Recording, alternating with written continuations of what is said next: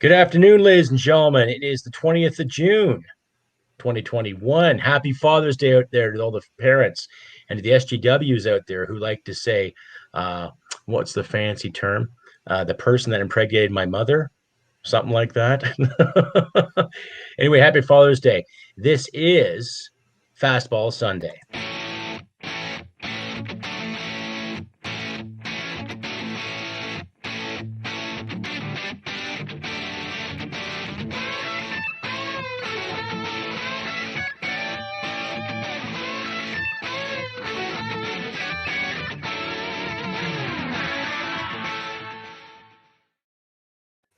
That's right, ladies and gentlemen. I'm your host, Crusty Canuck, and with us today is Chris Semchuk. Fred Stockman can't be with us today. He's celebrating with his father. Daniel Mezei is still on location doing his movie work, but we might have some guests coming by a bit later. But for now, you have myself, yours truly, and Chris Semchuk, Veterans Veritas Extraordinaire. And what an interesting week it has been in Canadian politics, eh, Chris? Yeah, every week's a little interesting nowadays, watching the fumbling and bumbling of the current machinations of the government, the opposition, and the opposition, and which there is none. Opposition of opposition. They tell two friends, and they tell two friends, and so on and so on. And what so a shit on show. And so on. Yeah. And it's a shit show. I would like some real leaders to stand up in this country. Mm-hmm. Well, that's funny because, wife and I were talking when the whole issue with Anime Paul came out. Okay, like we watched the election of the Green Party candidates, and they don't really have enough, as well as I do, they don't have really enough to stand on when it comes to adopting any policy, whatever. Or, we both agree that their ideology is somewhat, how do you say, distant, to say the least. Well, I would say ideological, yeah. Yeah, it's ideological indeed. Yes, of course. I for one, I want to keep the trees and keep the rivers and everything clean, of course, keep things balanced.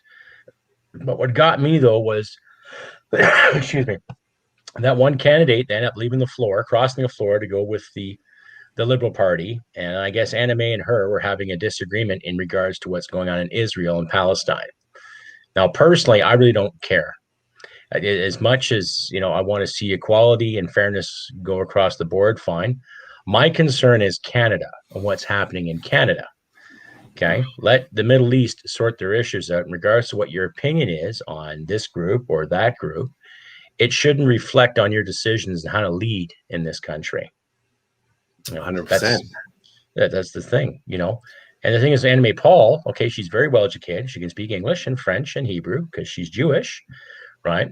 But what I don't like about the whole thing is they keep toting the fact that, okay, she's the first Black female who is Jewish or the first Black Jew or whatever. Does it really matter? Like, honestly, when you look at a politician, you vote for somebody, you vote for that person that you think can do the good job or do a better job or come up with a better solution or represent your constituency and riding with dignity and respect.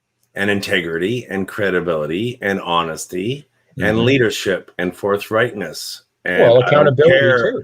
Well, that goes without saying. Accountability and transparency. I seem to think that in 2015, that was the big red wave of Trudeau-mania, 2015 style, not 1968 style with the pirouette of Senior. Well, come on, this is ridiculous, Canada, okay? We're 6 years away from that lunacy. And when is this country going to wake up? And when is this country going to wake up that legacy, not mainstream media, enough is enough. There's nothing mainstream about it anymore, okay? There's not even 50% of this country that supports legacy media.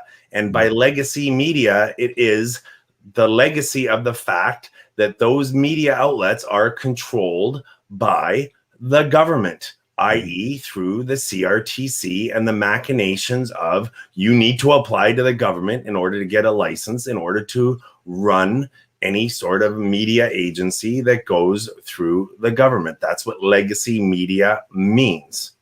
And within the current government structure right now. They're trying to do all kinds of laws, but the big one is Bill C-10, which is going to be like every other legislation that this current government put in power. And I don't care that it's a liberal government. It doesn't matter which banner government it is, because the Conservative Party of Canada is going to do the same things with just maybe a little bit of a tilt to the center, and maybe less money. Or less money, and maybe a little bit of a tilt to the traditional right on some parties. Like right, left, center doesn't matter anymore. Like, wake up, Canada. Oh, God. exactly.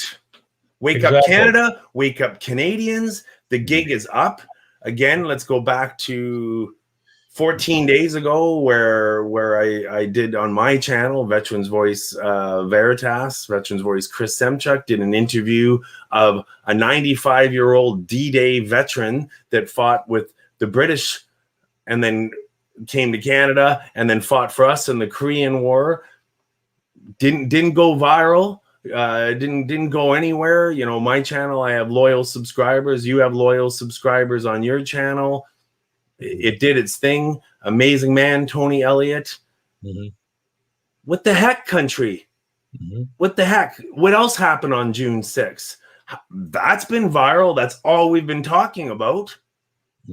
This country is broken. This country is hemorrhaging, and we're talking about Israel, and we're talking about a Green Party with a leader that's a Black Jewish woman who just took control of the party. You ask Google who the leader is of the Green Party, and Google will say it's still Elizabeth May. So Google's confused about Canada. Canada's confused about Canada.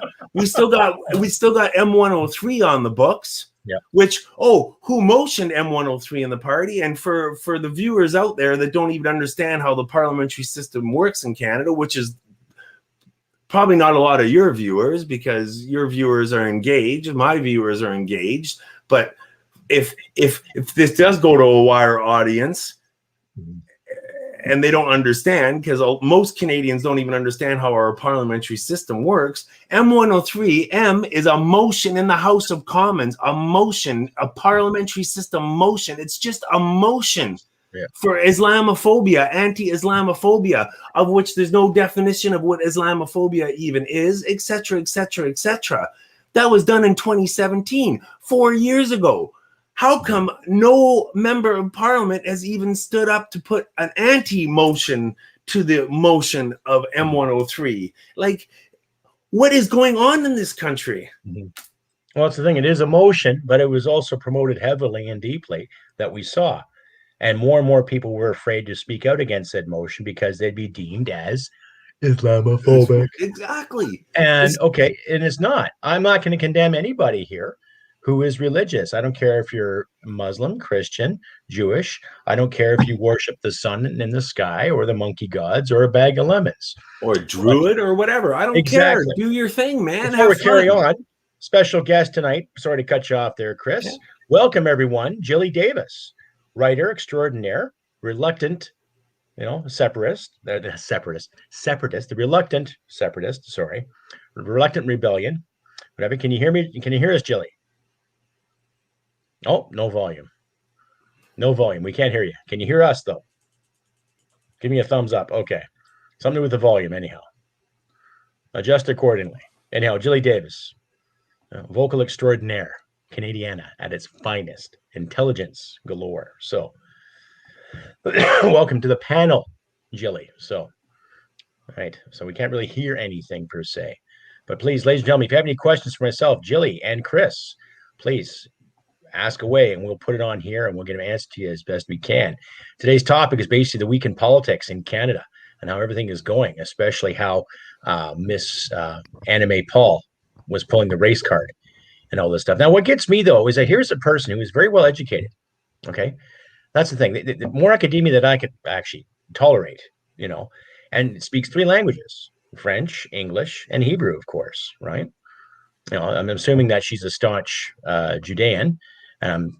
Believe that she's gone to synagogue and everything, and appreciates and witnesses the ceremonies. I would assume she understands Hebrew. I make an assumption. I could be wrong. Correct me if I'm wrong, audience.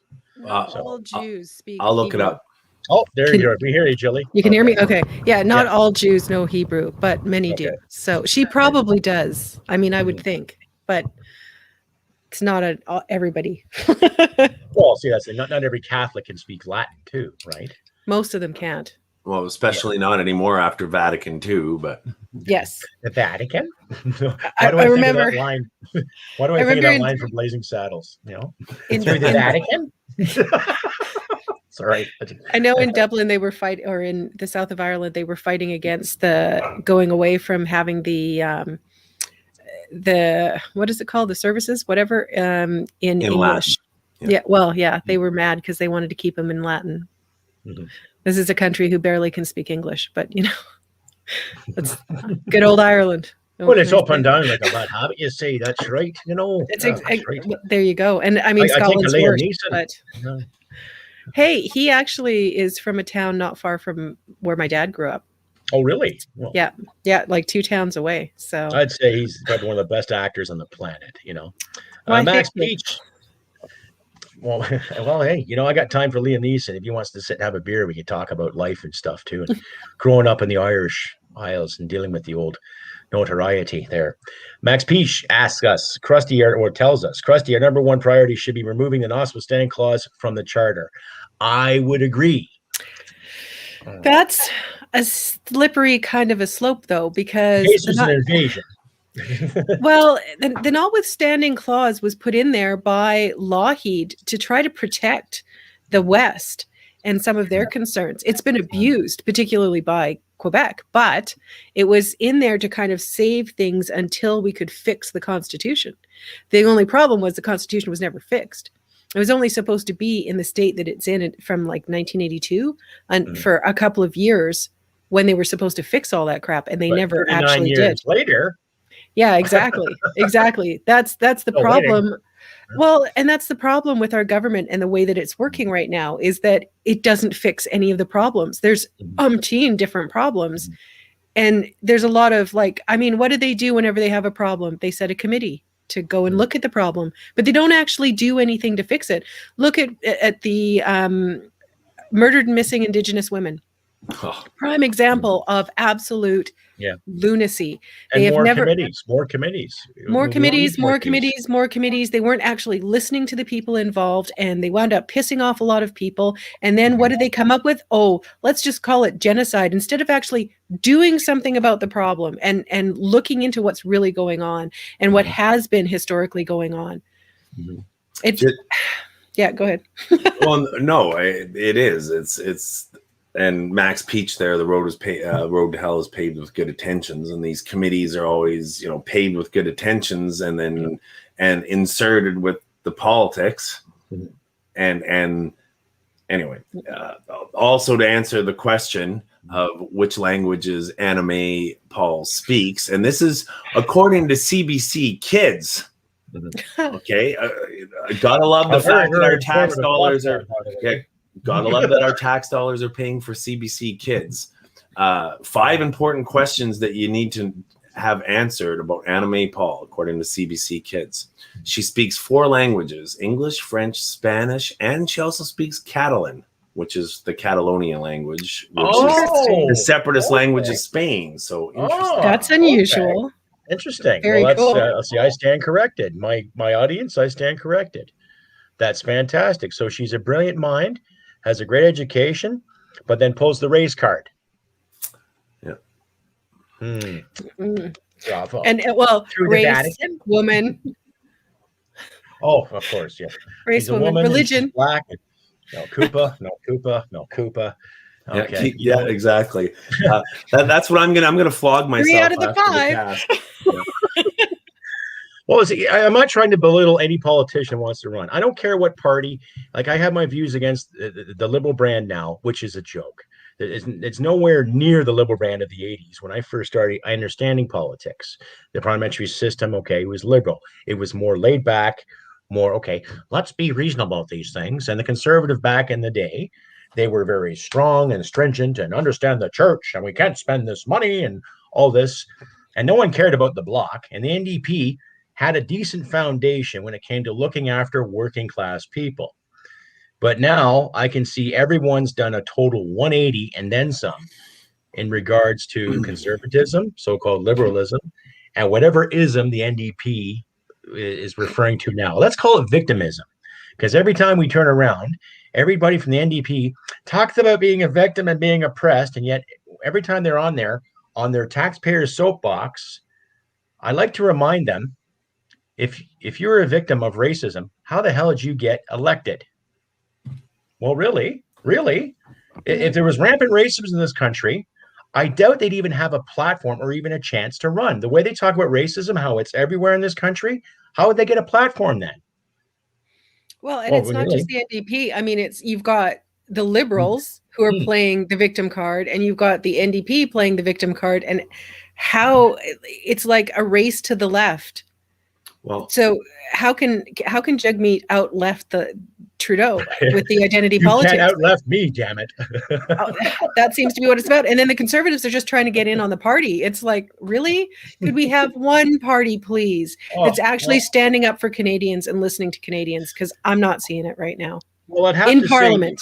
True, and Pierre Poilievre is standing up, and I like the man a lot because I just like his tongue in cheek, his sarcasm, and how he delivers his tempo in Parliament. And the only thing missing, I want to see him lose it one day, like throw a book at somebody or pick up the chair and just, I've had enough of your crap. Sleeves up, let's go. It's go time. That's what Rachel Harder is going to do that. Oh, I bet you she's got the balls to do it, the proverbial balls to do it. Well, I tell you, I don't know. Here we go. that woman seems like she's ready to explode at some point. Like she's really stoic and she's got the voice and the but I tell you that cougar is ready to lose it. Oh, she'll pounce. She'll sit in that tree and wait for that prey to come around, and all of a sudden, she's loaded for bear, man. I'm telling you. Yeah, I like to see that. And I see a few tidbits, which is great. And I agree with Jilly on that point, too. When we're not seeing the Conservative really standing up for the conservation, the learning of the meaning of the word, the conservation of things. I like the fact that some of them are still fighting for oil to get to the market, helping the farmers out, getting this on the go, instead of worrying about big ag, okay? Big ag can be convenient. That's great. But it's always the guy who has the 300 acres, the 300 head of cattle that goes out every 10 days to check on his stock, to check on the fences, looks for predators, and brings his or her meat to market. Those are the farmers I appreciate the most, because I was one of those farmers when I was a young lad. We had a small dairy operation. I understood the hard work that goes into it. It's a lifestyle that you want to have and embrace to make it work. I don't want that lifestyle, but I can respect it. And every time when I'm selling liquor to somebody, and I can tell they're working the land because you can see it in their hands. You can see it in their hands, And I got a lot of respect for people that do that, because they're not promoting just a livelihood. They're promoting a lifestyle, and they're creating sustenance. They're giving something back. Okay. So every time you buy a jug of milk or a bag of milk, to my Ontario listeners out there, or you buy a steak or a roast beef or even a piece of liver, as much as I hate fucking liver, pardon my swearing, folks. God, I used to hate that shit. Someone's got to raise it. Someone's got to feed it. Someone's got to produce it. And someone's up at 4 a.m. to make sure that calf gets born and gets pulled properly. Someone's making sure those steers are good to go. So when those heifers are in heat, it's fucking rock and roll, and it's done. And it takes a lot of work and dedication. And our federal brothers forget that shit. Well, they've never worked a day in their life. Like our Veterans Affairs Minister, Lawrence Macaulay, the longest serving liberal MP. Like, I think it's 20 years or whatever. It's forever that he's done. Yeah, well, he's done. Well, he's done. So congratulations. We'll make you the Veterans Affairs Minister after Jody Wilson-Raybould respectfully declined the portfolio. And he gets to just retire on active duty while he's sitting there as the Veterans Affairs Minister in Prince Edward Island, where Veterans Affairs Ministry is headquartered. And I bring it up, tying into your talking about farmers and stuff. I think he passes himself on the island as a farmer and everything. And the guy's probably never farmed a day in his life. Well, as a politician, it doesn't take much to make a potato patch, but it takes much to make a potato field. Mm-hmm. Right? Exactly. You gotta look after it. Now, potatoes are very resilient. I know, I've grown them. And God, you can thank how many millions of Irish, Gilly, for the sake of the potato? Well, okay, the potato was actually farmed into Ireland. I don't know why I'm going into like redundant and stupid history, but it's true. But the potatoes, my dad can grow them, which says a lot because he doesn't weed. So many a time it's been like trying to find the potatoes between the weeds or under the weeds. Although they seem to like keep the weeds seem to keep the moisture in, which is pretty good. But then you wind up with like weird things in your potatoes. But anyway, it does, and it helps the nitrogen balance too. The nitrogen balance is always key when it comes to growing crops, especially with a food stuff like a potato. Like it can be used for anything, liquor, not just vodka, but you can make good potato wine. I've heard of potato wine. I've smelled it. It's not that delicious, but it gets you drunk. But when you're desperate for a drink, and I think those days are coming in Canada, just going to need to keep ourselves drunk the whole time until, this stuff's over. I'm almost there now. Oh, good. You started early today, though, didn't you? Well, I know I got a nice bottle of red wine. I came out of BC, and I might have some of that this evening. There it is. Nice bottle of red wine. Yes. Nice Pinot Noir. Delicious. Yes. I'll have a Chianti with some fava beans. I actually like Chianti. It's very good, but it has to be the good stuff because they make some like pretty crappy Chianti as well. But there's always that cheap wine like that Royal Red and Royal White you get at the liquor store. Awful. Like, 2 liters for $12. Oh, I'm on that like a fat kid in a Smartie. That wine's not really wine though; it's more like fuel. But it smells like it and it can taste like it. But I'm sure it's flammable in its own way. All right, probably back to anime. Exactly, back to anime. Paul. Right. Yes. That's what we were talking about. We were drinking. I'm on the holidays, so like I don't know what's going on in the world. Maybe we just want to sit and get hammered and forget this all ever happened.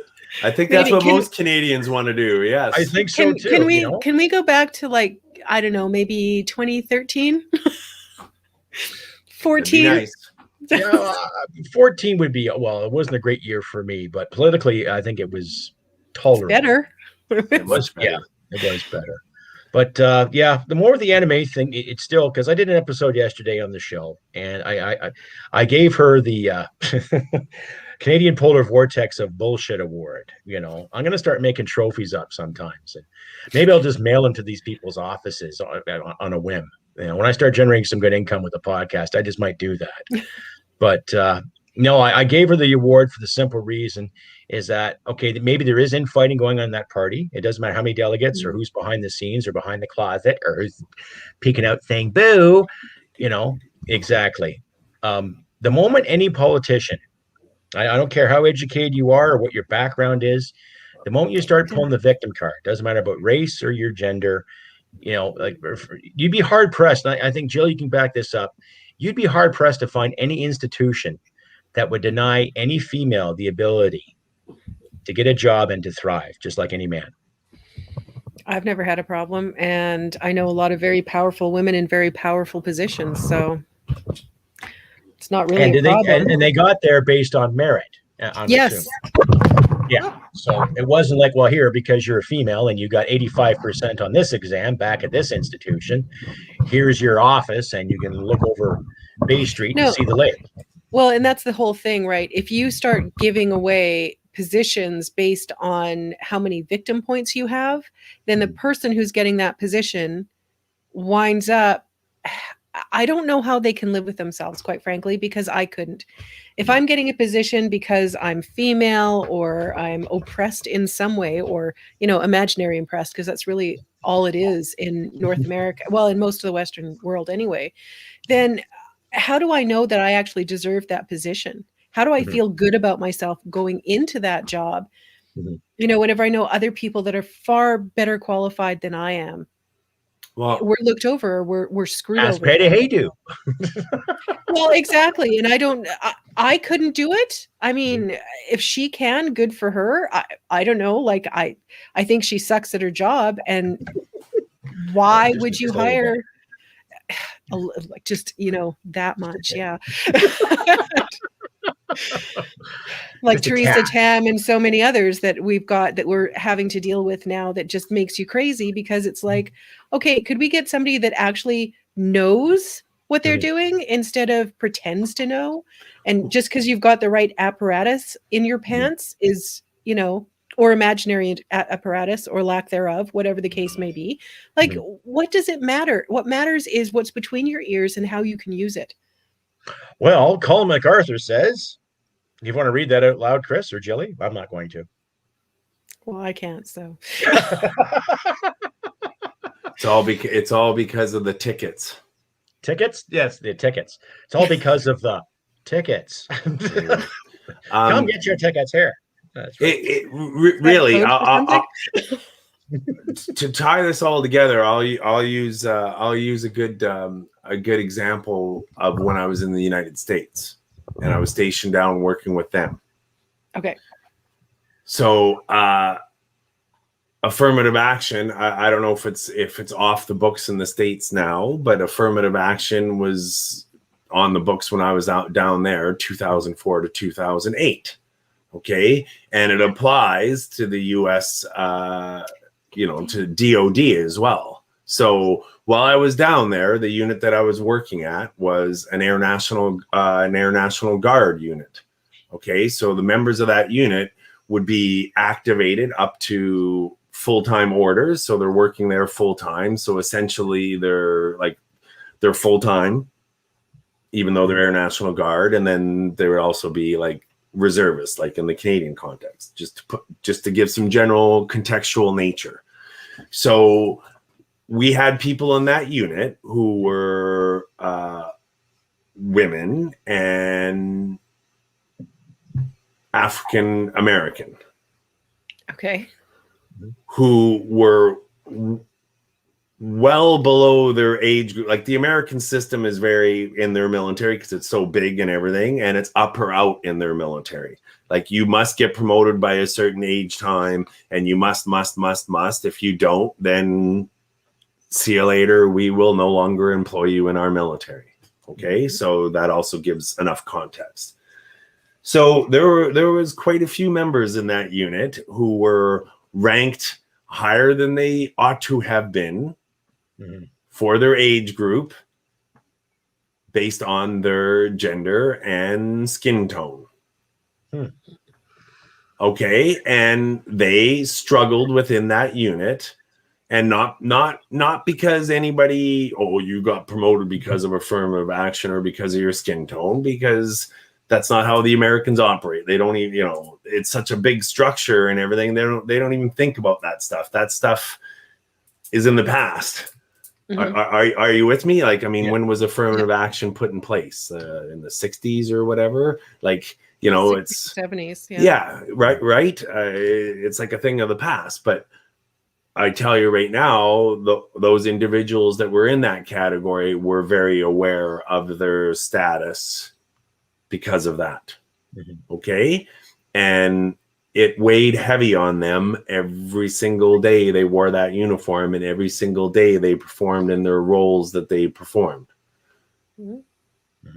So there you go. You don't know whether you're actually good at your job or not whenever people just have to keep you around because of this arbitrary factor that means nothing in the real world. Right. Because they knew that they were in their positions, not necessarily because, right? So it weighed on their psyche, it weighed on their souls, it weighed on all the time. It affected their self-consciousness.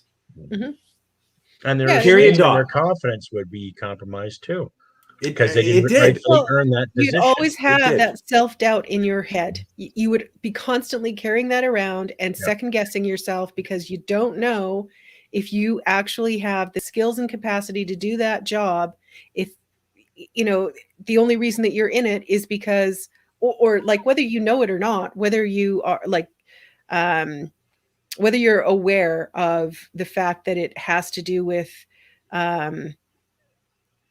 you know that that's in the system, therefore do you know that it's because of your skill set, or is it simply because of your gender, skin color, whatever, or the aesthetics right? of this of the aesthetics? It has to look a certain way, right? Yeah. And it did. Yeah. Like, you know, I was in that unit for almost 4 years. I left a little bit early because an opportunity presented itself to come to Canada to our schoolhouse early, and everybody said, "Oh, you're nuts leaving early because you lose a whole bunch of stuff." And anyway, it was all good. And then in the Canadian context, when I was in Cold Lake as a private at 441 Squadron, the same thing happened with one of our members there, and I won't say what background this member was and everything, but in the Canadian context, in the Department of National Defense back then in 1997, there was a move afoot, and this particular member was brand new like me, a private, and this particular member was getting advanced tracked and getting courses and getting everything early and everything because of what their background was. It was very hush hush, but they knew that they were getting advanced tracked, and the optics of the way it was happening and stuff. People in the unit were, something's rotten in this state of Denmark. And they're like, how is a private getting these courses where I've been waiting 16 years for this course? And so guess what? And that particular member is no longer serving. And it's because over a period of time, that particular member got, I don't know, I haven't reconnected with that particular member, but I would suspect, just based on the American dynamic that I described, took a toll on that particular member, and consequently they're not serving anymore.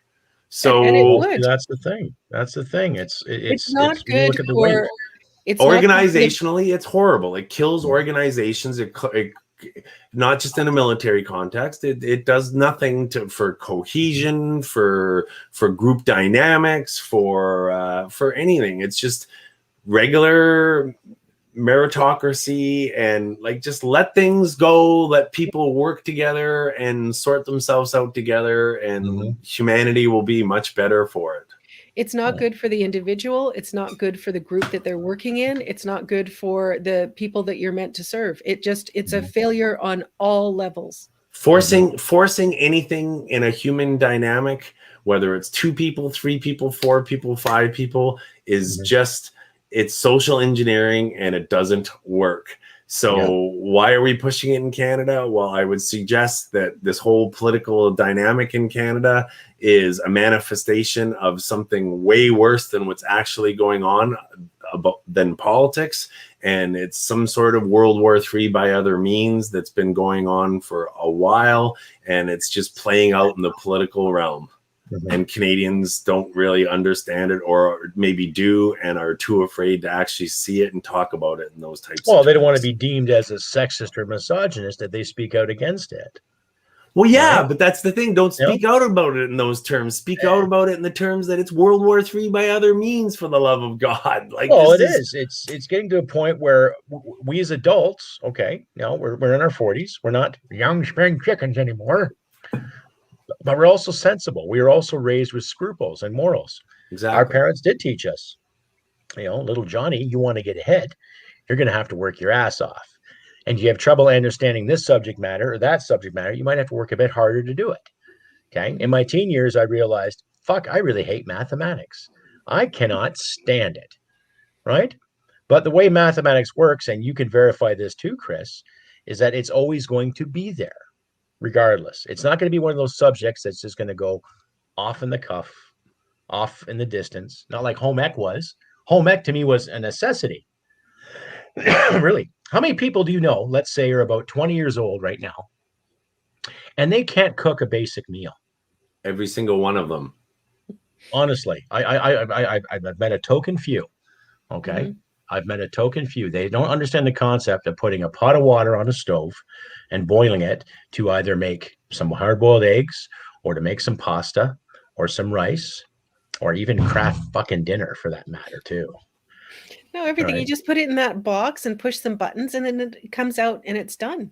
It's voila, it's there. No, it's called skip the dishes. Oh, yeah, there's that too. It's even better. But where do they get the money though to pay for that skip the dishes? Are Money full time? Yeah, Serb. It's not about work anymore because there's too many guys. I know these like different guys who are desperate to find employees, and they can't because people are making more money on Serb for doing like nothing. So why would you come and bust your butt for that amount or less? Even a little bit more, even if they were paying a little bit more than what people are getting on Serb, it still isn't going to make people want to get off their butts and go and work for it. Because, you also have the expense of getting dressed, in actual clothes and going to a place to actually do a job. Like it's. Which you can't even buy in, I think, Manitoba still right now, right? Because a lot of clothes are like saran wrapped off because they're non-essential and like et cetera. Right? But you get the jab though, you might have a chance to win $2 million and all of that. Oh yes. Oh, yeah, wow. It's only $1 million in Alberta, which is well. But you could go to what is it, Puerto Vallarta or something as well, Costa Rica, somewhere tropical. Yeah. Oh my God. Sit in the beach and just enjoy the sunshine. Only if you have your jab. Yeah. Only the jab. That sounds dirty. I heard somebody. It is dirty. It is dirty. It's disgustingly dirty. It's just gross. It's just gross. I heard somebody actually say that even if you have a disability that would not allow you to be able to have the jab, you should still be forced to have it or lose your rights. Medical apartheid. Here we come. Lovely. Exactly. Well, so I've got my little mask exemption here. And I might have to give myself a jab exemption too, because it's worse enough that I smoke cigarettes, but I'm a firm believer in your body, your choice. And I've had people tell me all of its iterations, not just about abortion. Well, see, that's the thing. It's every iteration too. I don't agree with abortion, but I'm not going to tell any lady she can't have one.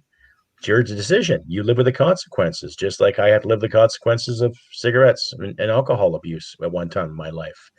I have to live those consequences. That's the good part of being an individual and being free to choose, to decide what you want to read, what you want to see, how you want to go about your business. Make your own risk assessment in your life because it's your life. If you own yourself, then you own the risks that you're willing to take or the ones that you're not willing to take. If this pandemic was like anybody Ebola, else. If this pandemic was like the Ebola, I would get a shot. You wouldn't have to ask people. You wouldn't have to bribe them with $1 million. Exactly. We would do it. Precisely. It's like, oh my God, it's a deadly fungus. If there was another version of the Black Plague resurfacing, and this was like full on 10 times stronger, full retard than what it was in the 1300s, then I'd get a shot, of course. Yeah. Right? But it's a respiratory infection that has killed people that have had issues prior to their infection. Okay. What was it? 2 nights ago, when Bill Maher, is interviewing Brett Weinstein and his wife Heather, and I can't pronounce her last name. It's right, but the Dark Horse podcast, the two people that got canceled out of Evergreen University. They've been doing amazing work, but when Bill Maher is interviewing them, and they're talking openly on Bill Maher about the Wuhan lab and et cetera, and Fauci and gain of function research and et cetera. And how much are we hearing about that interview in Canada? And how much is that on CBC and CTV and et cetera? And if we talked about it on here, Crusty, and on YouTube, you'd probably get a community standard strike. And so we won't go too much further into it. Well, it's not racist to criticize a lab. No, but you know what I'm saying here. It's like Canadians, stop looking myopically through this little straw and trusting your government. Yes, I trust my government. Take it from a veteran.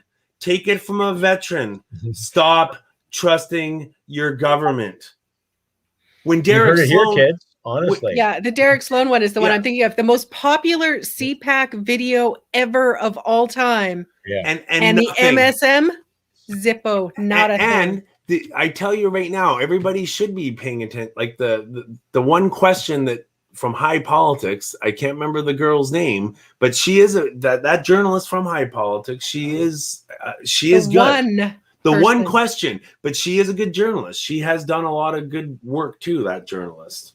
At least she's doing journalism. I can't say that the CBC or the CTV or Global or any of the other ones are actually participating in journalism because they don't ask anybody any questions. They go along with whatever the whole narrative is, and they pump on that, and that's it. That is nothing. They don't ask any actual legitimate questions that other people are asking. They are not fit for purpose anymore, and all of them should be done away with. Done. The gig is up. The gig is up, and people better start waking up before they keep going out and putting their Facebook pictures out. Oh, I got my second job, and okay, you know what? Fine, you go ahead. You do whatever the hell you want to do, Canadians. If you want to go, because the pressure's on for everybody to get their second job in this country, and putting the pressure on, and the vaccine passports and all this stuff. And canceling vitamin D and everything to induce Canadians to do all this stuff so they can go down for their stupid Cayman Island vacations and Bahamas and everything this winter, because it'll be the second winter now where people are going to be like, oh my God, I got to get my sun this winter. Okay. Because I love Canada and Canadians love Canada, but for the love of God, we got to get some freaking sun therapy in February and March here, or else we're all going to be wanting to put a freaking shotgun in our mouths, because that's just Canada. Okay, and it's by design here, everybody. Like, come on. We got to stop giving this Trudeau government credit that they're one brain cell short from being like dumbasses, because they're not. There is evil geniuses behind this government, and one of them's name's I call him Rasputin, and his name's Jerry Butts. All right, and Katie Telford. Like, why is that woman still allowed to be on the Privy Council? Well, regardless of what she did, she's there because of the number, like we were talking about. It's the gender spectrum, because it was 2015, right? She is not qualified, as far as I'm concerned, to throw a shit into a toilet.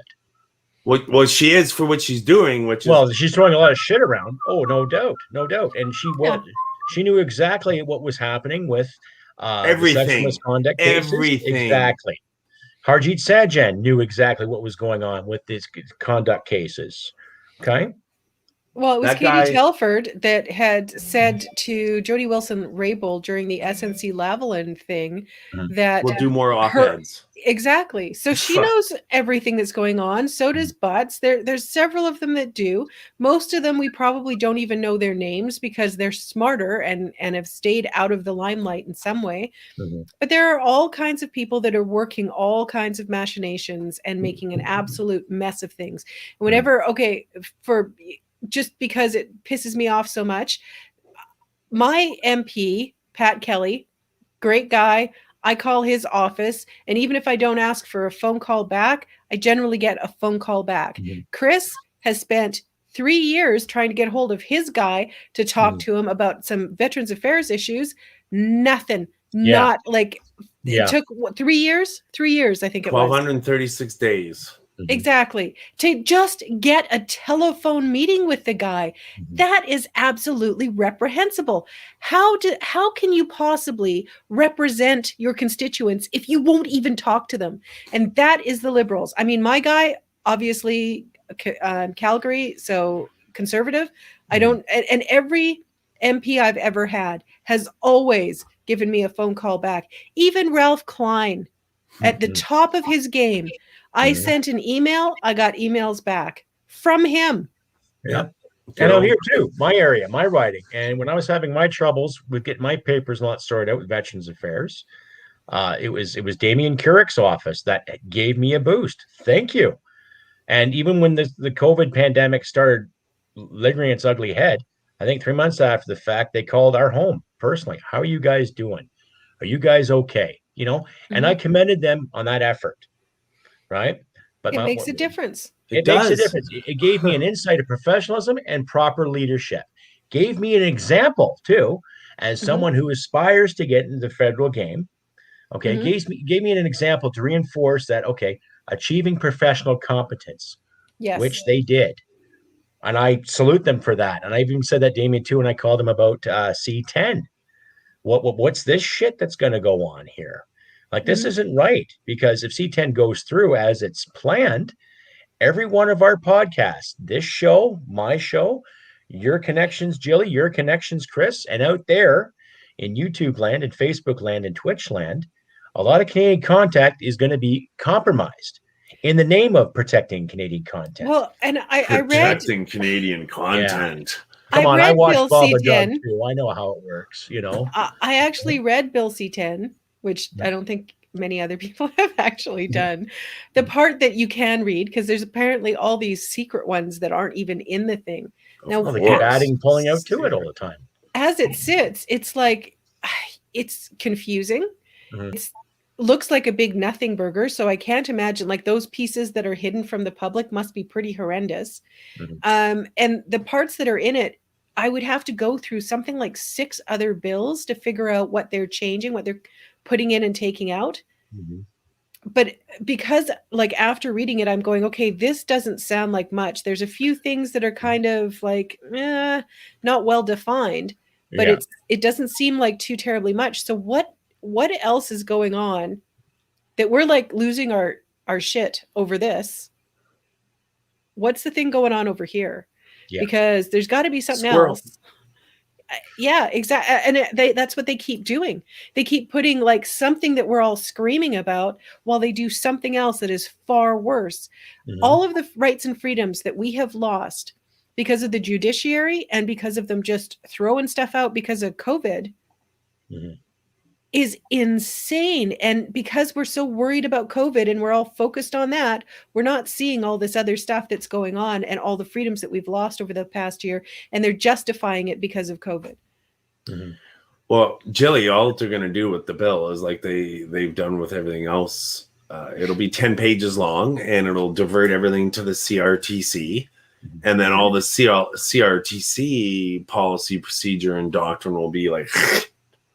Oh, they'll right? enforce and the CL, well, and then it'll be a bureaucrat that's in charge of it, so they can't be not elected next time. Right. So whoever is controlling that bureaucrat, and it seems to always be liberals that are controlling the bureaucrats. It never seems to be conservatives that actually control the bureaucracy, the judiciary, what have you. So it's all up to them. We do not actually have elected representatives because they have... Yeah, they have given the responsibility out to other agencies, other bureaucracies. So what are we voting for in the first place? I mean, this system is so badly broken. That Constitution needs to be ripped open, ripped apart, and completely redone. Yeah. Oh, I agree. It's the deep state clause for sure. Yeah. That's what the deep state is in Canada, and it's the same in the States. It's the same in the States. You know, the elected politicians do their little bills, and it's like this, and it diverts everything to some sort of an alphabet agency. And then the alphabet agency's policies, procedures, and guidelines are like this, and it's some director that runs that, and then the director's got all the powers, and then so the politicians just have to sit there and collect their paychecks and represent and go around on all their dog and pony shows and we're doing consultations and we're talking to people and we're engaging key stakeholders and it looks all good and they're doing their thing and they write their little legislations and it's the machinations of government and democracy and it looks all shiny and glossy. But meanwhile, the freaking agencies and all the alphabet soup directors, and in Canada, it's the CRTC, it's the CBC, it's the CSIS, it's RCMP, it's et cetera, et cetera. I mean, that's just the nature of the way government runs. In its present iteration. But that in its present iteration, yeah. And look what it's got us, right? The bigger government gets, the smaller the human being gets. And how small do Canadians feel right now? They're not taking responsibility. They want to put this legislation through, but they're passing it off to this group or this bureaucracy. Look at the WE scandal. You even look at Trudeau during this whole COVID thing, right? It whenever things went well, he and the Liberals were doing it for Canada. When things went badly, it was the province's fault. Yeah. So they've figured out this way of being able to blame somebody else. Doug Ford does the same thing. Yeah. Oh, the reason that we have all these other variants is because of the federal government. But whenever things are going well, oh, look what we did for Ontarians. It's like, that's Mark Garrettson's. That's Mark Garrettson's favorite one. I'm very disappointed in Doug Ford for that. His advice of making cheesecake, like, fuck you, you fat bastard. Like, really, come on. Mm-hmm. Like, I can understand, and Pallister was no different either, too. The way he reacted to the people going shopping. Okay, the first time where the most disgusting one to me was whenever they said about where's the money. A journalist of some description, I didn't hear it, asked where the money was coming from for this $2 million lottery, and he said, "Your grandchildren." And I'm like, and you can look yourself in the mirror when you say that? Bitch. Yeah. Well, funny enough, Maruti did the same thing back in the 90s, too. If you remember that, Jilly and Chris, when we had the big recession there, late 80s, and then the GST came in, and then, he upped the ante when it came to tobacco and liquor, right? We want to make sure that your grandkids aren't paying this debt anymore. And his big chin flapping up around there, right? And then people are catching on going to, well, we're going to get our tobacco and our liquor either through cross-border or the reservations. And I remember some reservations making a killing. And I remember it well. Rightfully so, right? Mm-hmm. People weren't buying, the standard packets of cigarettes. They're buying 200 bags or big chunks of tobacco, rolling machines, getting their liquor via the border, or who they knew would go across the border to grab their token 2 bottles, right? Back and forth. And then the government realized, we're losing revenue. Yeah, in Moose Jaw, there's these tunnels that used to be used during Prohibition the other way. Start using them into Canada. Brilliant. And now people are so worried about how people are drinking and suicide rates are going up. And it's like, well, you're backing people into a corner here. Yeah. Okay. Yes, we know smoking's terrible and over drinking's terrible. We get it. But for fuck's sakes, let people have their vices. Well, and that's the interesting thing. I got a summer survey from the Conservative Party, and it's looking like mental health issues is going to be a major part of the platforms in the next general federal.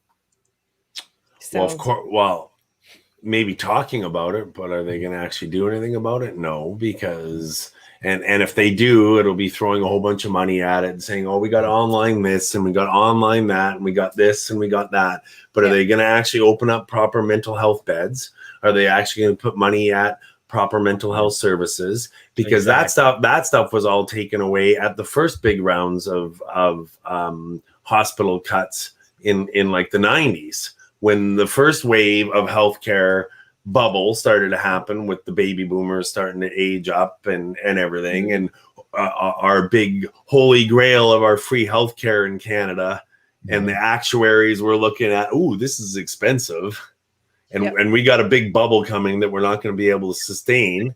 It was, they closed down mental health hospitals and they closed down mental health beds and they outpatient all that stuff. Mm-hmm. Right? Well, and then look at what's happened. We've got a bunch of homeless people on the streets who are dying from starvation, dying from inclement weather, dying from all different other things. And it's like, we'll open up some homeless shelters and we'll put them, like during COVID, we'll put them in hotels. But that's not addressing the problem, is it? Yeah. No, or what they did in Kingston. We'll create this integrated care hub and we'll just pop it in the most inconvenient place. And it happened to be right at the end of anyway, that was a whole battle too. Just love it. Just love how this stuff's all done. Just knee-jerk reactions. And we're going to do stuff that makes no sense because it's expedient. It makes us feel good. Yeah. Without actually having to address the problem. And it feeds somebody's pockets too. Always. There's always follow the money and it's feeding somebody's pockets somewhere. Mm-hmm. Mm-hmm. Yep.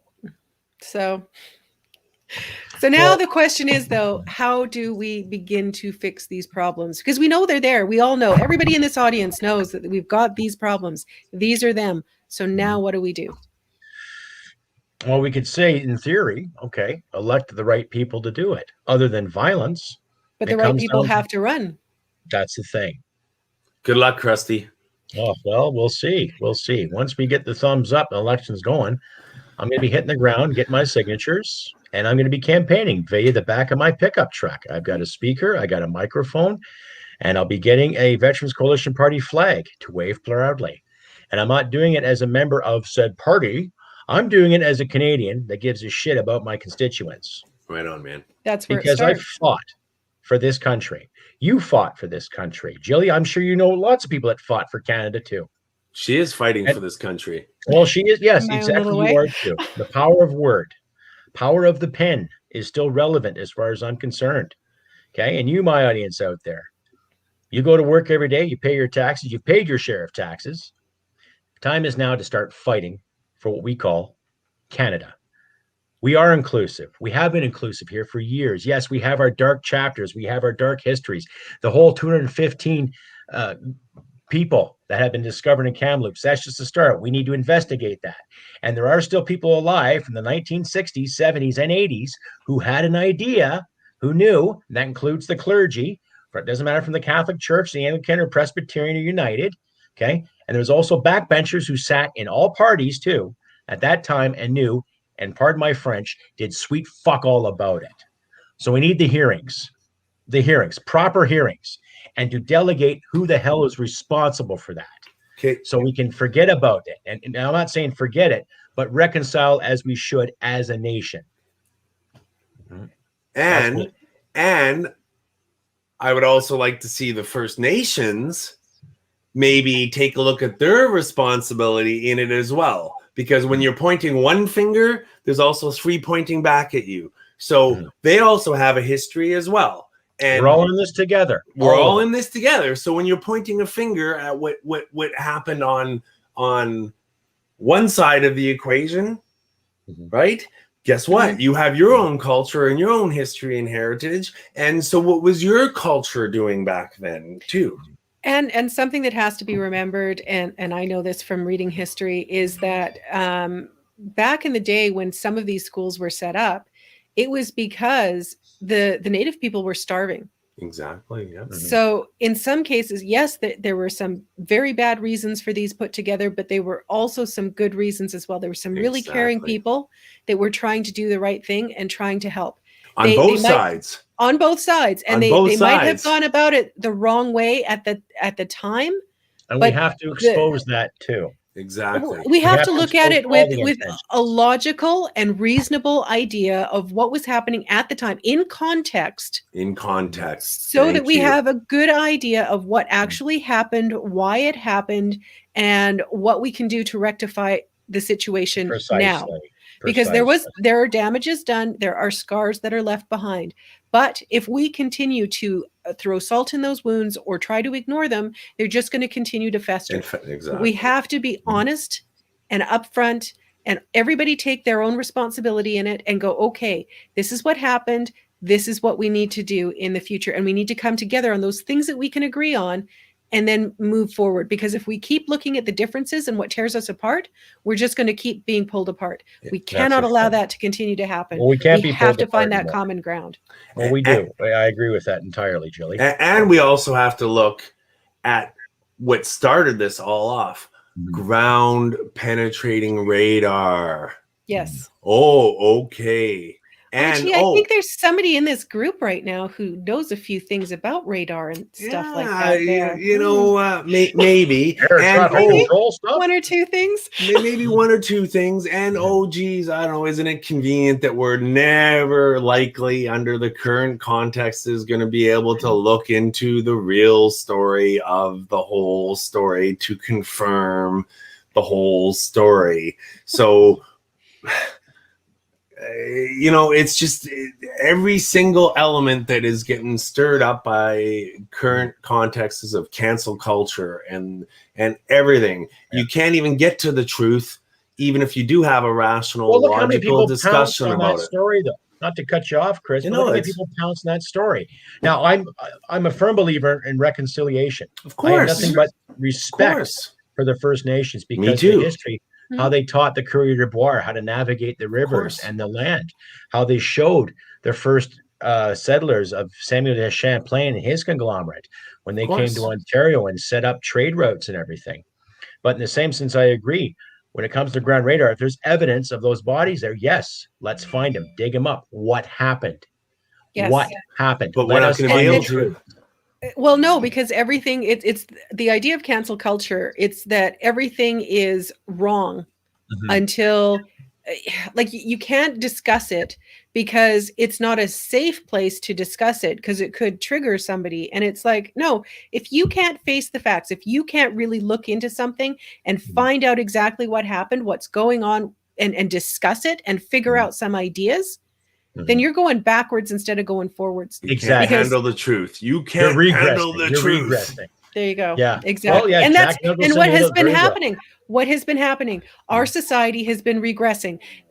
Talking about segregation, I don't care who you want to segregate. If you're talking about segregation people based on the color of their skin, then you are regressing so painfully. Exactly. I mean, Martin Luther King is rolling over in his grave right now because of what is happening in North America right now. Too. I would say Joseph Brandt is doing the same thing. Yeah, I think that the lineup of those people who are doing cartwheels in their grave is just unbelievable because they fought so hard to get things so that people were looked at for the content of their character as opposed to arbitrary factors that you're born with. It's absolutely vile and disgusting what they're doing. It is. Oh, it is. And they're teaching the same shit in schools too. Look at the trouble that our American friends are having, the CRT thing. How many parents that's not just there. It's full frontal in Ontario. Oh, here too. Yes, here too. Okay. Yeah. Because we're seeing the footage from our American friends. We're not seeing the outrage in Canada. No, because the teachers unions and on anyway. Okay, so today I got a message. It was like a couple of hours ago. Someone sent me who's in the bureaucracy, shall we say, of the Edmonton public school system. And they sent me a letter showing that in the Edmonton public schools, they want to exceed the Alberta Health Services mandates, like their health and safety mandates for COVID. So our kids in those schools are going to, even though in Alberta, as of July 1st, we're supposed to be getting rid of all of the constraints, in the schools, what they want is to have them even stronger locked down. So you're going to have kids in the schools still having to wear masks, not because Alberta Health Services has said they had, not because the laws say they have, but because the school board is saying that they want this for health and safety of the kids. It is absolutely disgusting. Great. Now, those fuckers at the school boards, where they be wearing their masks every day they go to work from 9 to 5 too. Well, the teachers probably will, but except whenever they go into the teachers' lounge, of course. Oh, different. Of course, because and the kids can't do anything about it. And the parents that are going to suffer the most aren't the ones that have the money that can homeschool and have like maybe private schools or whatever. It's going to be the poor parents that have to go out and do a job and have to put their kids into school because they can't stay home and homeschool them. So what options do they have? They are going to have to allow their children to be victimized further by a bunch of bureaucrats who aren't thinking about those kids. No, all the name is safety in the name of the idea of safety. And it's not about safety, it's about control. And we've already established that. Exactly. It's about control, ladies and gentlemen. Okay. Now, I got a mask exemption. Chris has a mask exemption. Okay. Now, I do wear my mask when I go shopping because I don't need the bullshit. I don't need someone harassing me saying, all the Carls and Karens going out saying, where's your mask? Well, that. Or there's a video that's going viral about this guy that's approaching this woman in a mall and giving her supreme crap. It's all over Twitter, giving her supreme crap for not wearing a mask in the mall. The security guard comes up and tells him she has already expressed her exemption. And this guy said, I don't believe her. It's not fair. That's the key words. It's not fair that she has to, that the police should be called because she's endangering everyone. But it was it's not fair was the the little nugget in there, because it's not about him even being worried about, as far as I'm concerned, it's not about him worried about her being some kind of a threat. It's about that he has to wear a mask and she doesn't have to. And that's not fair. And that seemed to be what it was really all about, and why he was losing his mind over it. No, it's time that we become adults again and grow the fuck up. Anyway, ladies and gentlemen, we're at the point of our show where we have to do a special send-off here. Chris Semchuk has been a loyal follower and supporter of the Crusty Canuck podcast, and as well as a loyal supporter and contributor to Fastball Sunday. This is Chris's last appearance. He's coming to other things, pursuing other endeavors, and he will no longer be a contributing member of Fastball Sunday. However, he will contribute tidbits and facts and information, stuff from my work, Jilly's work, and other work all around of our little network. So without further ado, I want to thank you, Chris, for your dedication, your time, and your insight, and your wisdom. And of course, your mentorship via the digital means. You are always welcome here on my show, regardless, Chris. Yeah, I'll be back. I'll be back here and there if you want me, and you'll have me. And I like working with you guys. It's always fun. I really appreciate it. I like the audience. I like being. It is therapeutic, but I got to slow my roll and take some time for myself this summer and rolling into the fall. So thanks, Crusty. I really appreciate you. I appreciate your work. Well, you're welcome here anytime. And of course, your network, promote my stuff on your network, and I promote your stuff on my network. And you're still an asset to the Fastball Sunday regime.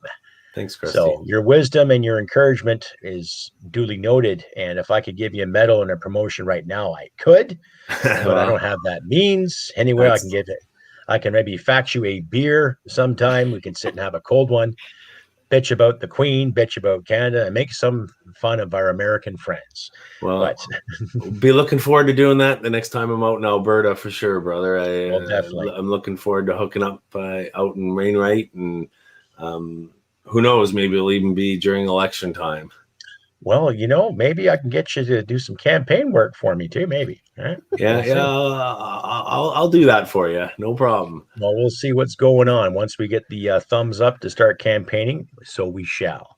We shall. Anyway, without further ado, ladies and gentlemen, Chris Semchuk, ex-major, veteran, patriot. Thank you, everybody. Educator. Thank you, Chris. Thanks, Jilly. Have a good night, Jilly. Have a good Father's Day, everybody. Take care of each other, because the government won't. And Aoife's sloughing it up behind me there, nice and chill. So until next time, we'll see you around, everybody. God bless. We're on. Take care, Chris. Ciao. Have a good one. Well, it's just you and I, Julie. Yes. So, and a special mention out there, too. It is Father's Day, ladies and gentlemen. It is Father's Day, so take a minute or two to thank your dad. Doesn't matter if he was a dick yesterday or a dick 20 years ago. He's still your dad. Right? My dad prides himself on being a dick, so Well, I was talking to my father today. We had a good talk about the roof and everything at the cottage and what he was doing. And it just takes me back to my youth, where he was showing me how to set up a deck and all that stuff. So I was getting a little nostalgic there. But needless to say, take a look at your father one day and just thank him for being there. And even the people that don't really have that connection with their father, just understand it and learn from their examples, the good ones and the bad ones too, right? Don't buy this SJW hype of person who inseminated my mother garbage crap.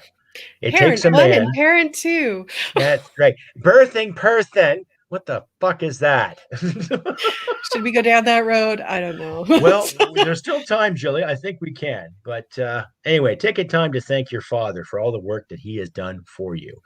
Okay? I'm talking biological father. The man, the guy who showed you how to shave, the guy who showed you how to cut the grass, the guy who showed you how to ask that girl out the first time.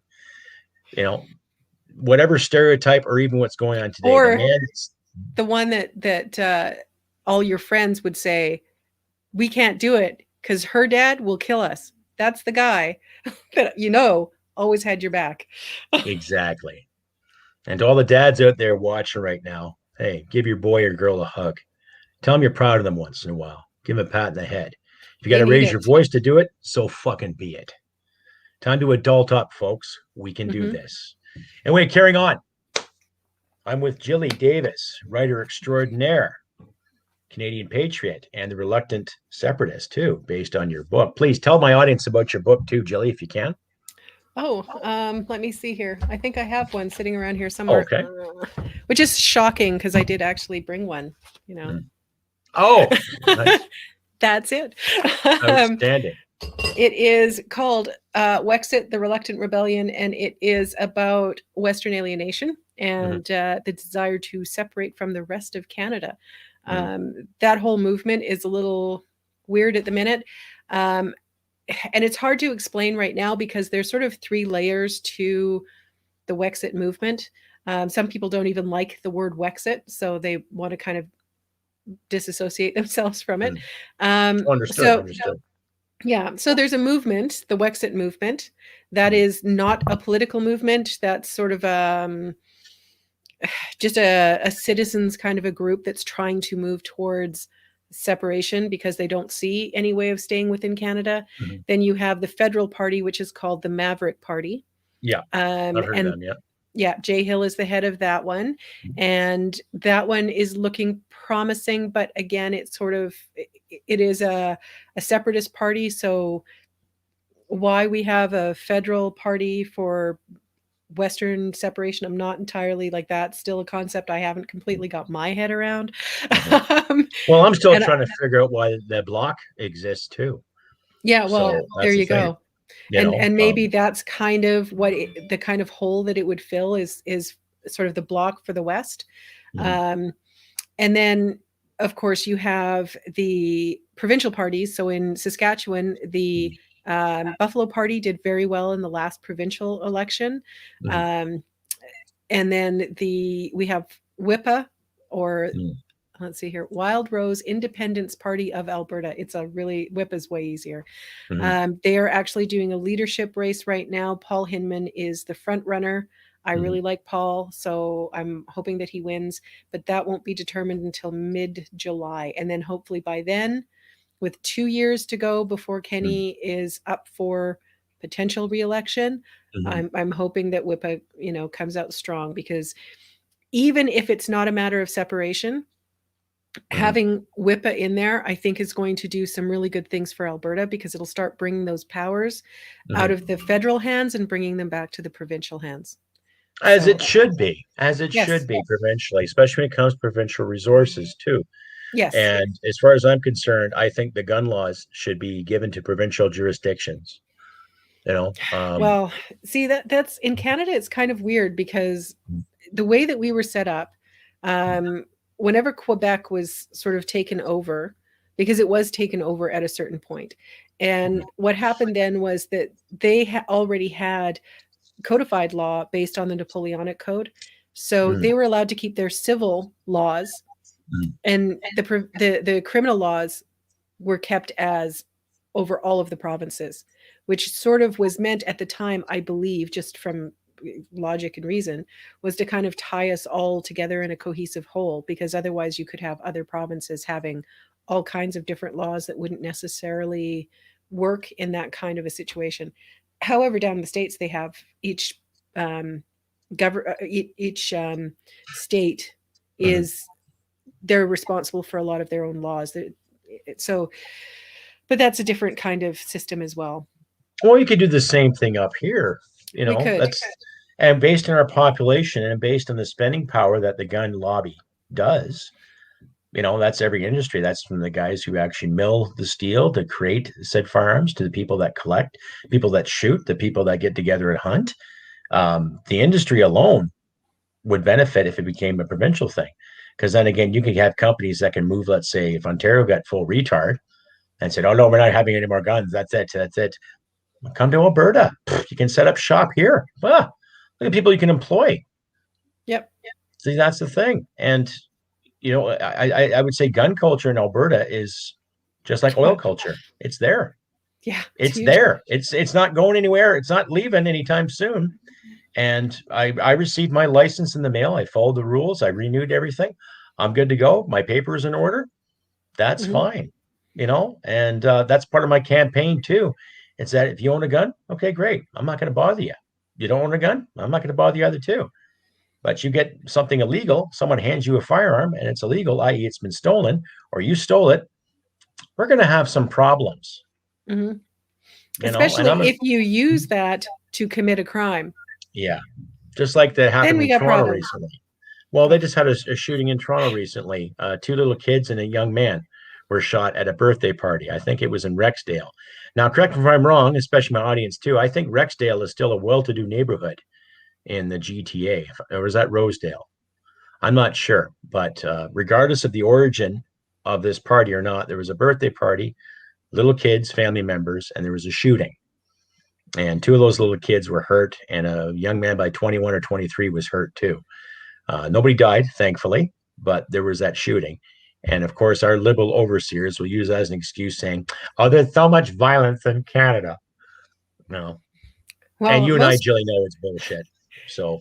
Yeah, and most of it's happening in Toronto because they have a horrible mayor who doesn't seem to know what to do about the problem and exacerbates it by, again, race baiting and divisive policies. So you continue to divide people and you will continue to have problems. You're pitting people against each other. You can't do that and have a peaceful society. So why they think they can keep getting away with this is beyond me.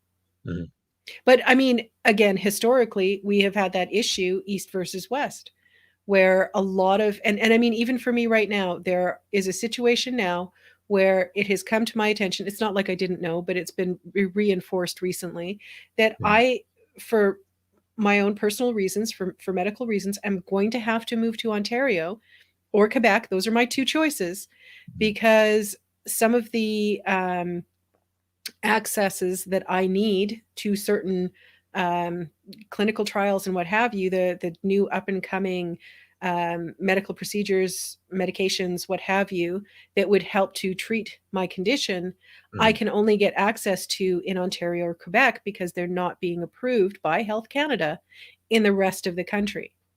So whenever I talk about separation, to me, the ideal would be to take the Golden Triangle and cut that out of Canada, and the rest of us actually get a say in this country because the Maritimes, they don't have a say.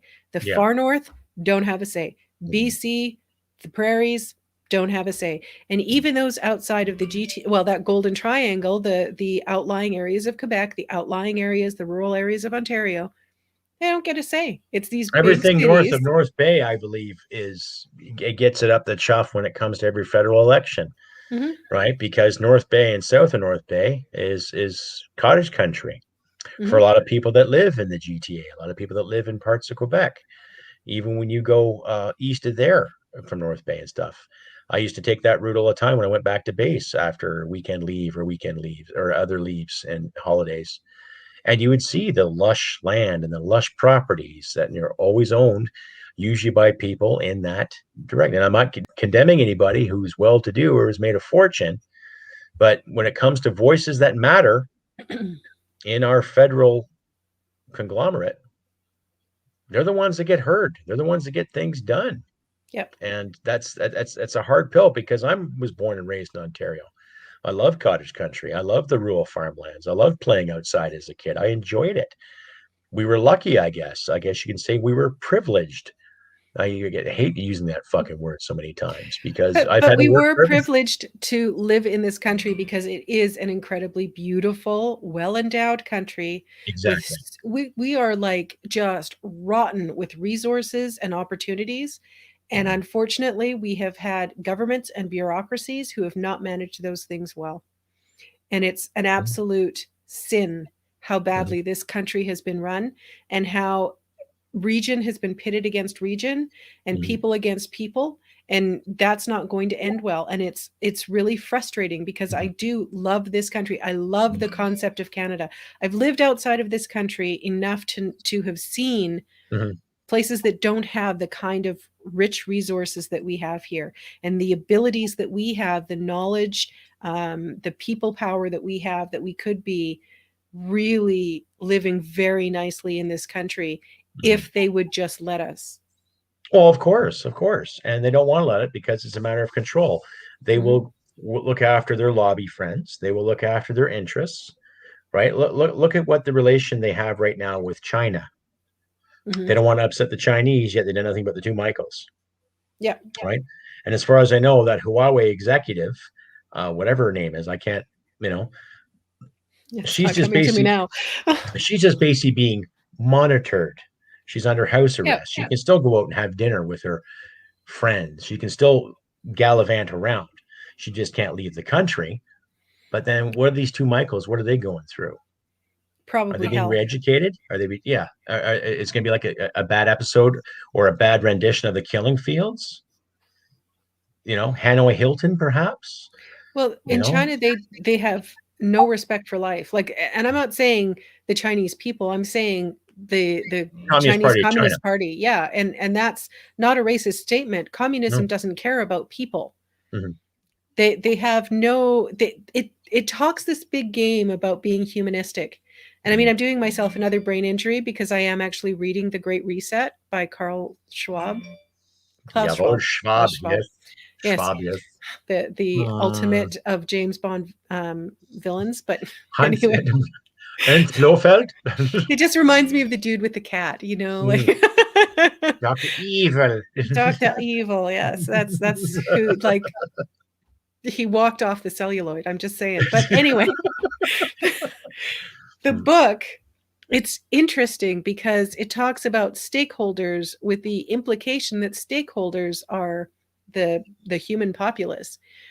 But at the same time as saying all stakeholders need to have a say and we have to be humanistic about it and we have to think about, all of the people. At the same time, it's like he is saying that we can't trust the people because so he talks about the fourth industrial revolution. The first three were kind of organic in the way that they evolved and how we use all of those things.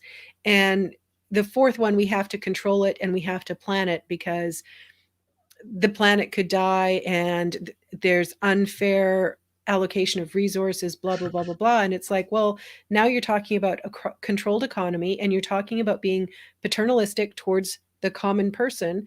That's not a good thing. That winds up ending badly as well because, and that's the thing about you will own nothing and be happy. Whenever you start thinking about that, you're starting to think about, but who actually owns the stuff then? Because you're not talking about everybody having a share. What you're talking about is only the planners are going to have the ownership of these things. And then, you extrapolate that one step. Well, the stakeholders are supposed to be the people, but that's not who's actually going to control the stuff. It's these planners, the central planners. He doesn't like to call them that, of course, in the book, but that's really what he's talking about. Just a play on words. We know the difference. Exactly. And so if you read these things and once you start getting into the language and the way that language is used, you start to see all of these patterns of communicating that if you listen carefully enough, you start to go, oh, wait a second. I get what you're saying now because this is not what it sounds like. That's not the normal translation of that word. You're actually saying this other thing that's kind of barely the proper translation of a word. Like words start to mean something else, like stakeholder capitalism, which is really just another word for communism and state control. And not just state, but corporate. Yep. Corporate control, because that's the other one. Like he's talking about governments, corporations, and essentially the wealthy elite are all the ones that are going to be the central planners. And the stakeholders, the common man, can't be trusted with running this thing because it's far too complicated for them. Oh, because they make it complicated. They change the rules, move the goalposts all the time. We've seen that with Motley Notley. All right? Like, look at that fucking farce, that little creature. And I will call her a creature. I've got no respect for her at all. Right? I remember her press conferences. Oh, don't mansplain to me. I'm like, excuse me? Well, would you prefer a female reporter asking you these direct questions? Would that make you feel better? Gee, that's kind of sexist, isn't it? I volunteer because she won't like the questions I got. Well, okay. Next time there's a press conference, I will go with you. Okay. Okay. And I'll sit there with a ball of shit. Okay. Okay. You'll ask her that question. And I'll put on my Scottish accent. And I'll say, wrong answer. And I'll just toss at her, right? Right? That's fair. That way she's not being mansplained. She's being harassed with a ball of her own shit. So that works. Oh. Well, politics. Yes. Well done. You're going to harvest her own poop? Well, yeah. I'll say the bullshit she promoted. Well, we don't need a pipeline, but we'll do everything by rail. Her logic, right? I just, and tell everyone, and even at the freedom marches, her and her party are saying things like, well, they had tiki torches. Oh my God, that's so racist. No, a torch is a symbol of freedom. Whatever genius came up with bringing the tiki torches, I'm sorry, but that was a bad call. Well, okay, just because you know what they're going to do with it. I mean, that's like walking into the trap. Well, the disingenuous concern, the disingenuous statement by saying that, it's not the exact same thing. They made it sound like these guys were actually waving a Southern flag and wearing Klan hoods or something when they just Don't had give them any ideas. Yeah. Some of these idiots, it's like, oh, well, it's freedom to be, and whatever opinion. But you're supposed to be an educated politician who is supposed to be the provincial opposition in the name of Her Majesty, sitting there saying this garbage. It's like, really? Is that all you can come up with? You're for masks. You're for everything being locked up. You're for everything. Oh, but as long as you're getting paid, then that's fine. Small businesses like Whistle Stop, oh, they don't matter. Artur Pawlowski, oh, it doesn't matter. Oh, this preacher, oh, it doesn't matter. Oh, no, you can't have this, can't have that. Right? And no, because religion is the opiate of the masses. Therefore, if we can get rid of religion, well, then we can get rid of the masses. Well, at least agreement among the masses. But I mean, that's the whole thing, right? Rachel Notley, I don't know, but because of her political beliefs, I would imagine that she is probably an atheist, which means what does she care or understand about the church? Because for her, the church is just an inconvenience because, they get tax benefits and all kinds of other things. So if it wasn't for having that institution that makes people believe in something bigger than her, then, that's more control. And that's what it is. Any person of faith believes in something bigger than themselves. Yeah. And certainly bigger than a politician. And especially within the Christian church, because, Christian, Jewish, what have you, they believe, even the Muslims believe in God. They believe in something that is bigger. The Christians believe Jesus is king. Therefore, that law, those rules, those basic moral principles are more important than any law that any government on earth can possibly put upon them. So that's a problem for people like Rachel Notley. Oh, of course. And some of our other politicians too. I wish Jason Kenney would take a firmer stand on what was going on. It's like, okay, here's a pastor who's actually gone out of his way to feed homeless people in Calgary. Yes. Yeah. I would also say that's more of a Calgary thing too, Mr. Nenshi. And some of the comments that he made about, wow, these anti-vaxxers and all, they're just, it's leading to white supremacy. It's like, oh, really? Another racial card putz. Really? Yes. A little too much cheesecake. Well, a little much cheesecakes for Nenshi too, right? How about a little more time on the chin-up bar there, Nenshi, than at the snack bar? Yeah, bastard. I think Nenshi is being groomed for something much bigger. Oh, part of the big reset too, maybe. Probably. Or he's going to leave in November, right? That's when the that's when the city election is, I believe, for Calgary. Yeah, October. So he probably leave, and then if they call a snap election this fall, he might be a liberal. Oh, how quaint! Well, he is a liberal, and he works a lot with the liberals. Oh, of course, slap and tickle there, right? Yes. Oh, yes. Definitely. That's why I keep thinking, because they keep sort of bringing him into conversations that it's probably like, to me, you wouldn't really go to the mayor. Like, the federal government shouldn't be going to a mayor of a city unless there's something very specific, like, for example, the military is going to do a parade or bring something, some kind of military or some kind of federal. Or the office Queen's that's going coming in to there. your city. Can you set up something? Yeah. Something big like that. But when it comes to general operating business, then you wouldn't, the federal government wouldn't or shouldn't be going directly to a mayor. It should go through the province. That's the way our system, it's a hierarchical system. Yeah. So it should be where there's that communication with the province. But of course, everybody hates Kenny outside of Alberta. And a lot of Albertans hate him too. But, well, I can see why, because I was happy that he got elected, that he got rid of Motley Notley's procedures. I came back from Poland just to vote for him. Yeah, and great. And a lot of my friends in Ontario were pleased that Doug Ford was getting there, saying Ontario is open for business. Yep. Right, because of the ridiculous mandates that Kathleen Wynne was putting in. Ridiculous, and this progressive bullshit. Like, they keep talking progress. There's nothing progressive about their mandates. And now, because of this pandemic, everyone's afraid. So here are these leaders, they're afraid. What you could have done is say, okay, put a mask on, but we're going to let the businesses stay open. We might say, okay, open up later. Let's say 10 o'clock versus 8 o'clock. And then if you can consider closing, let's say at 5 instead of 6, great. Keep things going. Because as well as that, there was no concrete proof that the virus was spreading because people went shopping. People were getting gas. People went to work. No, in fact, we've proven, if nothing else, that lockdowns don't work.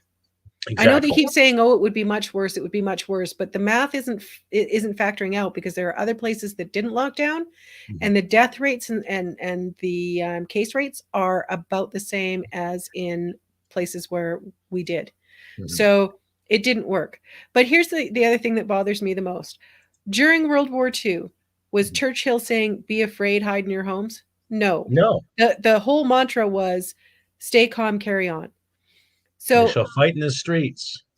Exactly. We have a situation for the first time in history where politicians and media, instead of saying, let's be brave, let's see this through, come together, let's work together and take care of ourselves and take care of each other. No, instead, they were fear-mongering and fear-mongering and fear-mongering and pitting people against each other, and they're continuing to do that. When in history has that ever? It's never even been done. Your leadership is supposed to be trying to imbue confidence in the people, especially during a crisis. That's what a leader does. Welfare. Promote people's welfare. Exactly. I had to promote my troops' welfare when I was an instructor and when I was a section commander. And if I didn't do that, I'd be called on it. Right? Lickety split. That's a military dynamic. I get it. But it's also the basic principles of leadership. And yet we're not seeing that. No, there's a book by Simon Sinek called Leaders Eat Last. And it's an old concept. The idea is you put your people first and you come last. Yeah. So you make sure that your people have the freedom to travel before you get to travel. You make sure that your people are fed before you get to eat. You make sure that your people have their vaccinations before you get your vaccination, if that's the thing. Like, you make sure that the people that you're supposed to be leading are in a good place before you take care of yourself. Yeah. And that's a military fundamental right there. Right? There's the idea of like having the oxygen mask on you before you can help anybody else. But at the same time, a leader puts on that oxygen mask and starts giving it to other people as well, as quickly as they possibly can. You want a shot? Need a shot? I've done safety diving where I've had to do that with my other fellow divers when we were at scuba diving. We're only down 20 feet, but that was part of the training. You know what to do if we come across a situation like that. Yeah. Your dive buddy patching the shoulder, he's going, oh shit, get your regulator out there. Help the guy out, help him calm down, help him or her calm down. Okay. And then slowly resurface, back up, back up, back up. It's not just for the sake of safety. It's looking out for your buddy. Yep. It's the same thing too. Well, it's the safety for all. There is strength and there is safety in numbers. And in a crisis, you come together and you figure out what will actually unite people instead of continuing to try to divide them and tear them apart. Well, that's the thing. And you get the bureaucrats in there saying, well, I recommend we do this. Yet the bureaucrats have got stockpiles. They got oodles of cash because they're still getting paid. Yeah, and they're being paid good money, and they're telling people, small businesses, that they got to close their doors whenever those small businesses are winding up having to go out of business because they can't make a living. Mm-hmm. Eventually, what will happen is that those bureaucrats will stop making a living simply because those businesses that have been put under will no longer be able to put into the tax base that pays those bureaucrats. But they haven't thought that far out. They've only thought about the immediate and what they can get right now. And let's face it, in 5 years, a lot of those people will be retired. So what do they care? That they ruin businesses and that the next tax base for the next guy that fills their shoes, it's not going to be there because they'll already be retired and living in Costa Rica or wherever the heck. And all the more reasons then, Jilly, for us to start selling our oil. Oh, yeah. You want to get me started in that one? As far as I'm concerned, if you are an environmentalist and you don't believe in doing as much as possible in the oil sands in this country, in Canada, then you're just not an environmentalist, because you have to understand that the kind of technology and the kind of R&D that is done in the oil sands and then is given away to other countries to make them more environmentally friendly, you've lost the plot completely as far as I'm concerned. And Patrick Moore made that point very clear too, and especially the so-called tar sands in Canada is probably the most heavily regulated environmental excavation in North America, or if not the world. In the world, probably. I would say the world too, because Americans have their problems too on a state-to-state issue, whoever produces oil or the fracking situation, what have you. I'm not disenfranchising my American brothers and sisters when it comes to obtaining your resources. They were bigger and better at it, sure, but there's a lot of regulations up here that make sure that we can get our oil to its citizens, which Alberta has proven. But because of red tape regulations and because of all the Motley-Notleys and the Nenshis and the Trudeaus and the McKennas and the See You Next Tuesdays, I still love that fucking line. The pint size, you know what? They think it's bad because our fuel is so dirty, and yet they've never experienced us. And then you look at it, and Carney basically let the cat out of the bag not that long ago whenever Polyev nailed him for investing in Venezuela and other countries, but not investing in Canada. And Carney's absolute insult of a response was essentially, well, y'all are too stupid to understand. Now, granted, I'm paraphrasing, but that was his intent, that you can't understand the global impacts, blah, blah, blah. Bull. What he was saying was that in Canada, we want to keep that oil in the ground and we don't care. And we have no problem with the human rights violations and the environmental issues that are going on in Venezuela and other countries where they're extracting oil. It's only Alberta oil that's dirty. And why is Alberta oil dirty? Because it doesn't fit into whatever little plan they have, because they got some kind of a scheme going on. This country in the 1970s was supposed to, well, North America as a whole was supposed to be becoming oil independent. Because of what happened with the oil embargoes, with everything that was happening in the Middle East, there was like serious turmoil and the oil prices like skyrocketed. And it was supposed to be this whole plan to put together so that all of Canada and the United States at that time could be oil independent so that we wouldn't have to be shipping in oil from other countries. Then Trudeau, the first one, got in there. And he made a complete mess out of the entire thing with the, what was it called? I can't even remember now. I'm all worked up today.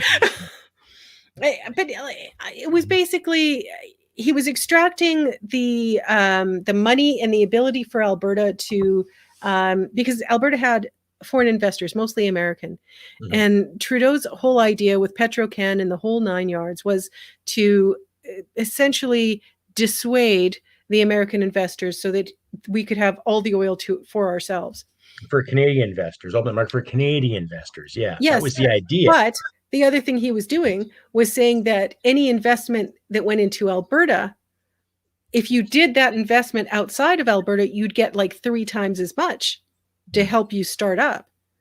So even back then, he was so anti-Alberta that even though we had the resources and the technology and all of that, he just wanted to shut us down. He didn't care who it hurt.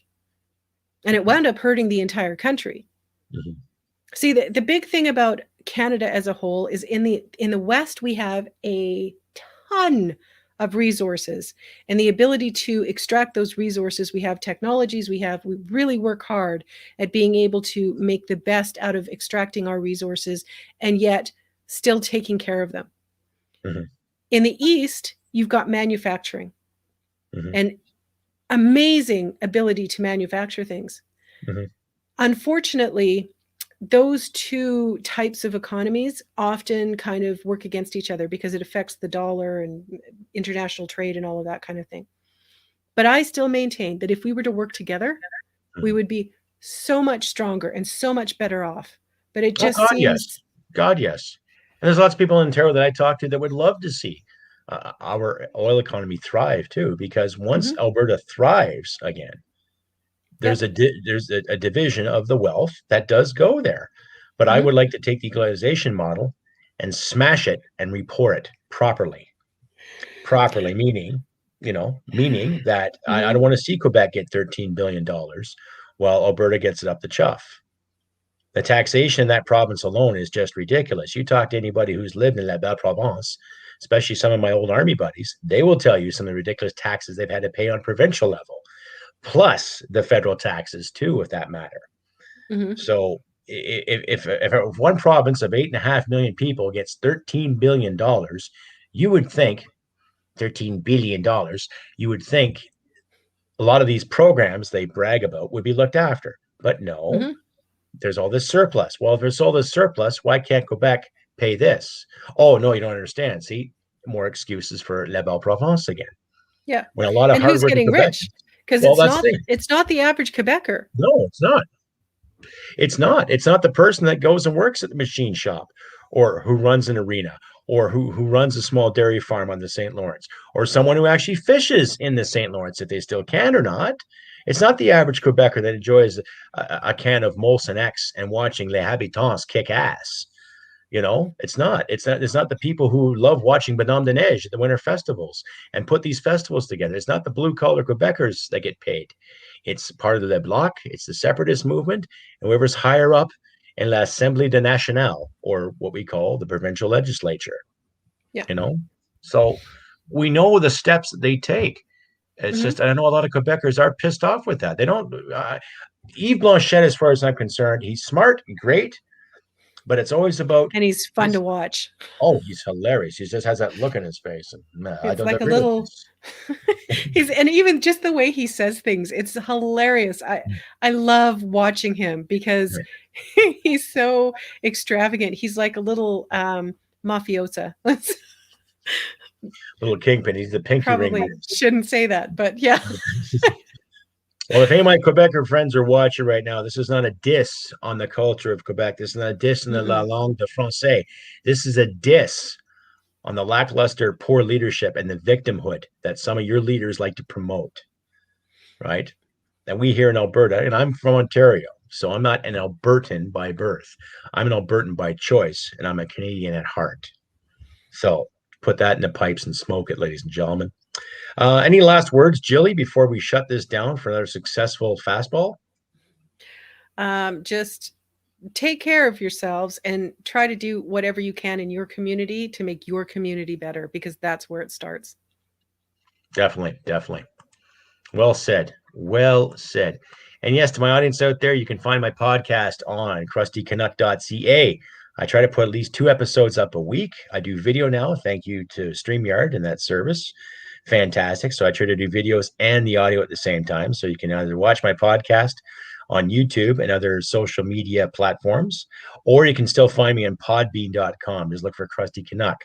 Please consider donating. You can see it at the bottom of the screen there. Donate, please go to crustycanuck.ca or the other links that'll be attached to this video on YouTube.